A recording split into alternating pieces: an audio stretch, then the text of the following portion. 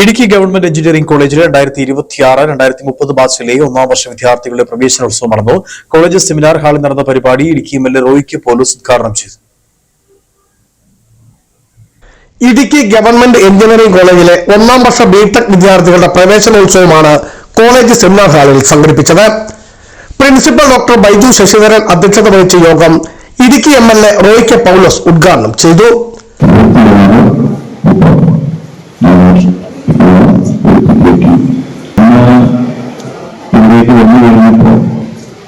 സ്വാഭാവികമായിട്ടും ഒരു പുതിയ ടീം കടന്നു വരുമ്പോൾ അവരെല്ലാം മനസ്സിൽ ഒരുപാട് ആഗ്രഹങ്ങളും പ്രതീക്ഷകളും ഒക്കെ വെച്ചാണ്. UG dean doctor Reena Nair മുഖ്യ പ്രഭാഷണം നടത്തി. ആശംസ അറിയിച്ച് PTA vice president Sreekumar S, students affairs dean doctor Ajay James, alumni international affairs dean doctor Manju Manuel എന്നിവർ സംസാരിച്ചു. രാഷ്ട്രീയ സാമൂഹിക സാംസ്കാരിക രംഗത്തെ നിരവധി പേരും പങ്കെടുത്തു. Biju Vaishan Parambil, Idukki vision news, Idukki.